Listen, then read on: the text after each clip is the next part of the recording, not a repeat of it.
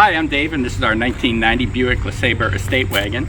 This was a Facebook marketplace purchase, and in this video I want to chronicle what it took to take it from purchase to potentially a daily driver. It's a new to you car! A 1990 Buick LeSabre estate wagon. Room for 6, V8 power, cruise control, tilt steering, adjustable seats, non-California emissions. Oh yeah, she's long. This doesn't look that bad. Okay. Where can I jack this thing? All right. Well, the brakes are low, but they're there. Get new shoes. So you may think, what is this noise? And that is... Frankie. Say hi to Frankie. That's Frankie. Say hi to Frankie. You can see Frankie is quite cranky. Oh my goodness. So can you even see the median?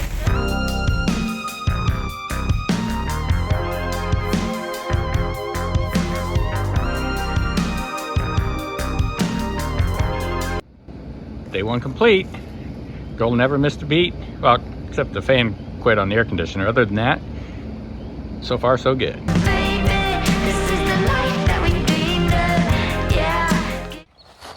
Serious rain last night. Let's see how this thing held up. Questionable door seals here. Oh, well, yeah, that is not good. I mean, I don't have a pool in the back seat. Let's open that. Oh, yeah. Major roof leak right there. Yeah, a little bit of water there. There's a gap there. What are you doing? What are you up to? I have been shopping. Found myself a back seat. Needs a little cleanup. Need to color it. And then in here we have the other half of it. I'm gonna paint this carpet to try to match.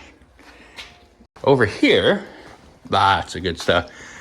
Got these on eBay, new buckets for the headlights, which were completely rusted out, and I've got headlights in there. Got new flexible brake lines, one for the rear, two for the fronts. Brake shoes, brake rotors, rear shocks, but turns out I have air shocks, so I'm not gonna use these, so I gotta send them back. Front shocks. These little beauties are parts for the rear seat. There's my little release for the seat. And then I've got, this will be my carpet paint. This is my seat paint. Some primer, brake fluid. Got a CD for the CD player. Pretty much ready to go.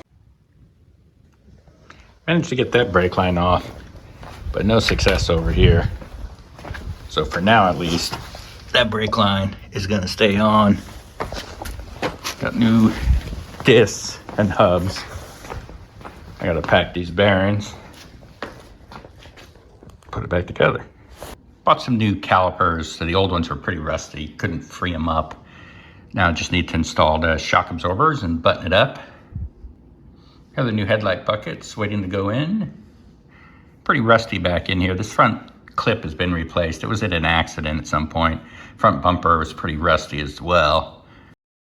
And here we are with new lights. Well, now the fan that wasn't working has spontaneously turned itself on. The car's off, it's been off. The key is off. On the dash. Oh, this little devil was expensive. I sure hope it's the right one.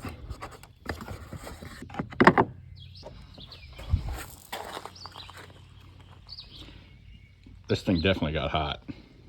This is down where the resistor is, and there's a lot of melted sealant, and it smells like electrical. I was never a fan of the factory instrumentation in these cars. To visualize, I photoshopped in a few aftermarket options. I like the Dakota digital setup for the Buick Riviera, but they're quite large for the panel. The speed huts look pretty good. The auto meters, these are nice because they'll fit within the dash without cutting anything. And then the classic instruments, these are designed for a GMC pickup. Now this is total geekery, but I want to know how these gauges will fit and how I'll like them. I can already say that my wife will hate these. Yeah, it's a little big for the dash, doesn't quite fit, but I love it. It's what the car needs. I'm doing it. In the end, both my wife and daughter convinced me to go with the auto meters. Super complex, and if I make a mistake, as the warning says on the side of the gauge, I'll fry it. Okay, it's calibrated, and I can't believe it, but the problem was the speedometer was jumping around, and it's still doing it. So it must be the gear in the transmission. Instead of trying to change the speedometer gear in the transmission, I ordered a GPS position sender. This thing just perpetually wants to leak. Part of the problem, I think, is this is just too long. It starts to vibrate and it breaks the seal. And also we're putting steel into cast iron and steel into steel. This is an oil pressure sender relocation kit.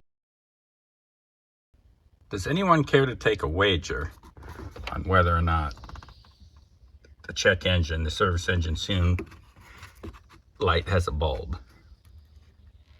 Haha! I'm assuming it's going to stay on. I put it on a switch so I don't have to look at it, but I can also diagnose with it. I want to find out what the codes are. All this does is short these two pins, maybe a waste of $18, but this book has all the codes and whatnot in it. I figure I may be using this a lot with this old car, so let's see. Plug that in. Turn on my check engine light.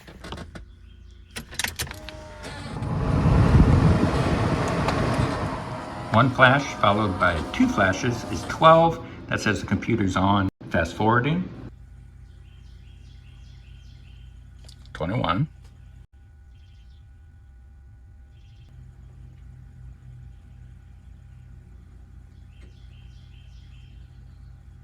24. 12 at the end. No more codes. That's it. 21 and 24. Code 21. Throttle position sensor. Signal voltage is high. And 24. Vehicle speed sensor. Open or short circuit. Problems in part neutral switch circuit problem. Interesting. I did remove everything that had to do with the cruise control and also the original speedometer, which had an optical speed sensor. In order to get rid of the check engine light, I have to address the throttle position sensor and then speed sensor, which turns out was used for more than the cruise control, and that's a little optical sensor that goes in the back of the speedometer, and as this thing flashes, it sends the pulses. Speed sensor is installed.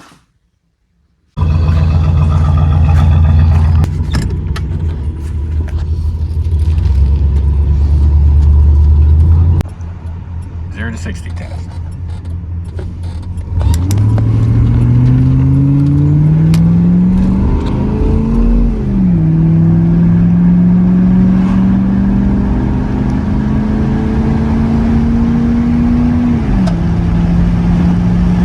Boom. Chilling at 50, ice cold air. Check engine light. Okay, 21, that's the throttle position sensor. We got it. Okay. One check engine code, throttle position sensor. What the F is this sound? I know nothing about electronics. That looks like a beeper. And so did half the buzzer. Battery's connected. No beeping. It was kind of fun with the little 80s beep beep. But oh well, it's gone. I left you go out on an evening. These front speakers sound okay. The rear ones just buzz. These retro sound 4x10s are designed to be this center speaker, just a single dash speaker, playing left and right channels. I'm not going to use it that way. And the reason I bought these is because the dimensions were almost identical. Just some slight bashing there to make it line up. I added 4 perimeter bolts in addition to the factory bolts and 2 washers to stand it off just a little bit. At some point this tailgate was off here because this rubber cover is supposed to be over that. And rather than take this out, this would be easier to cut through here. For now, back in business. Fan shroud. There's a radiator.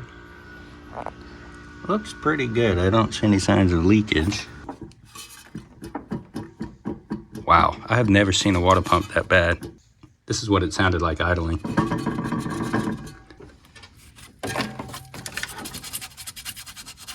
I loosened this nut, and now there's 2 underneath I have to get to. Don't pry on it, but of course I'm gonna pry on it to tighten it.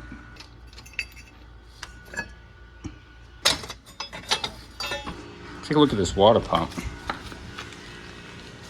I mean, it's a clean engine. There's not anything in here ugly, but this water pump is shot. Here, I noticed the engine's real greasy, except right there. It's part of the fuel pump. There's no grease. And so, sure enough, that's gasoline.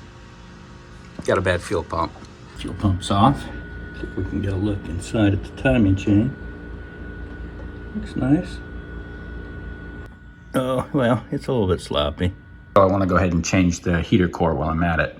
Well, this thing got buggered. There was one extra screw down in here I never would have known about. Unless I read the manual, which I didn't. Can't figure out why it doesn't want to come out. Now there's some coolant in there now, but I think that's because I busted the heater core when I was trying to get it out. See that little clip down there? That grabbed the sucker. This bracket doesn't fit with the new water pump. New water temperature sensor. Drilled a couple of holes in the thermostat to help bleed the air. New thermostat housing installed.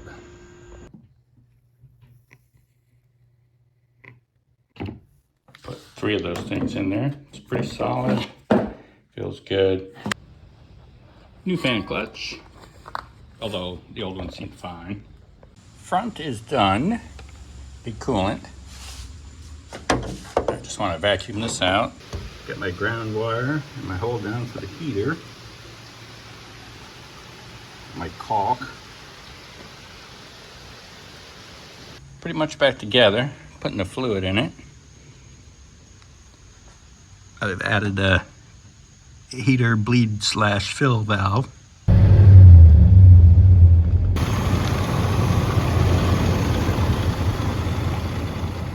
Well, I think we're there. The car is ready for daily driver use. I drive it to California.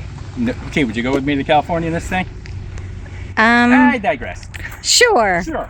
Okay. A little bit about the car. It's a 1990. This is the last year for the boxy body style.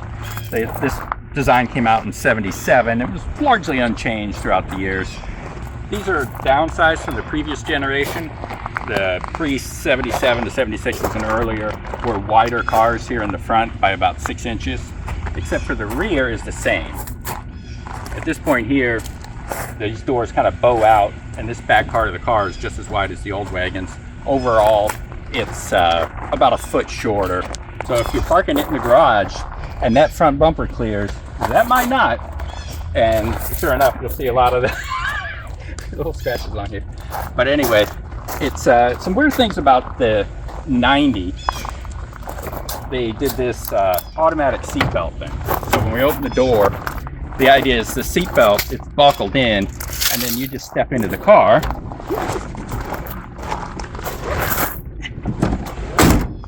And you're buckled in. The car has had 8 owners according to Carfax, and you can tell the car's been well maintained and loved. Somebody took the time to tab the owner's manual here. I was able to find in the back of the car the option codes. The little sticker has all the factory codes for this particular vehicle when it was built.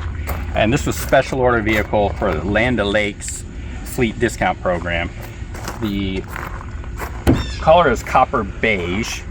The wood is oak, although this doesn't look like oak to me.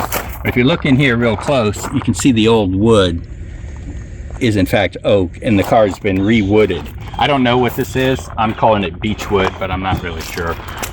It was special ordered with a third row seat delete. So they all came with the third seat facing rearward, but whoever ordered this car didn't want that, and it doesn't have it.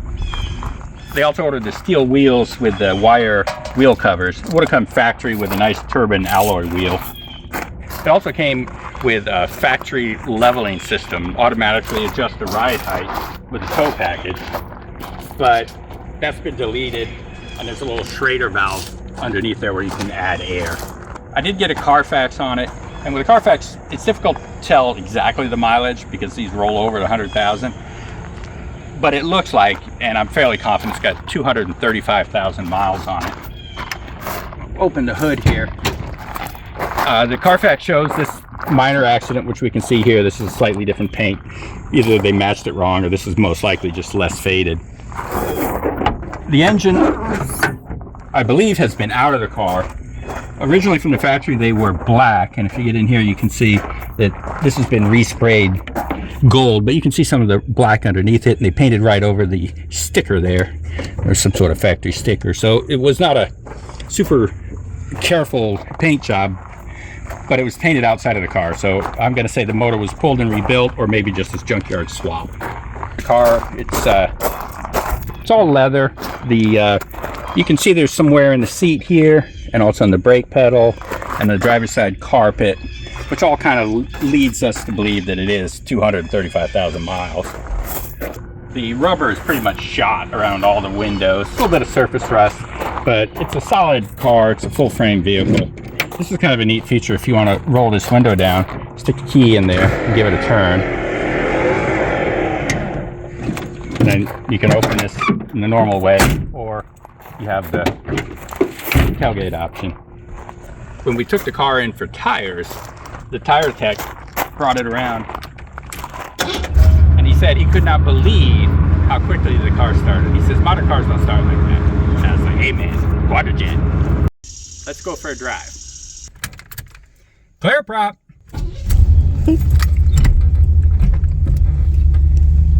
Driving this wagon is like rolling over a table of marshmallows on a comfy sofa.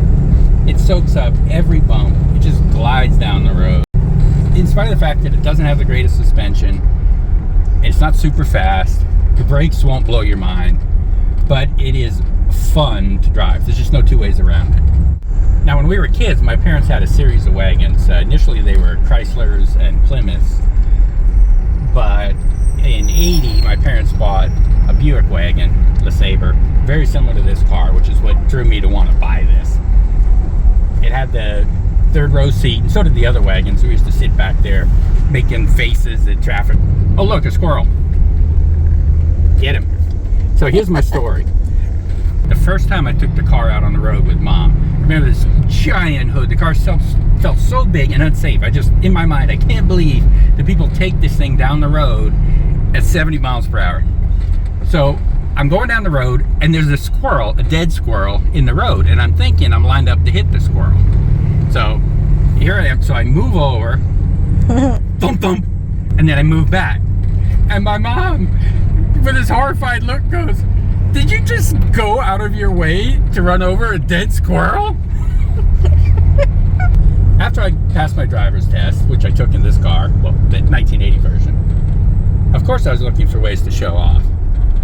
And I came up with my two signature moves, I'll slow down here, that I would do at traffic lights to gain attention. So one was the rocking chair, and I haven't tried it since, oh my gosh, it's been how long? 35, 40 years. So let's see if I can do it. The rocking chair. Oh, these brakes are kind of crabby, huh? You gotta remember, I was dealing with a new car back then. Oh my goodness. They're too grabby. If you can kind of get it in a cycle if you really work the brake right, where you can get this thing doing the old lowrider thing. And it's not, I mean, I'm making excuses, but if you have brand new brakes in a brand new car, this thing can you get it in phase, And she'll just do this without even moving. And in the cradle, again, haven't tried this since back in the day. You got to get, this can be done with very little forward motion. Here we go. You know what I think the problem is? I put new upgraded modern shocks on these. I think the old school shocks were worse. It's not allowing me to get this thing going, and I mean, it's doing it, but not like it used to do. But you could get this thing, and you could almost do it from a stop. Let's see. Here we go. Yeah. So you got that, and then you got the brakes going. You basically had your whole lowrider skid going at the intersection. And that would get good at that? The next thing I want to do with this car, I want to take it on a family trip to my favorite 1980s restaurant. I love to go out on an evening or two and sing you songs if you want. And I won't cry, but I wanna get to know ya. Listen to stories till dawn. I'd love to go out as a stranger, visit a town overnight. I would be lying if I said I wasn't longing for someone to give me a reason to ride. I have been staring into those eyes, twisting my hair, wondering if I should try. When did the doubt sleep? When does the confidence rise? Who wants a woman who's always so occupied? But I would sing for you, hold you in the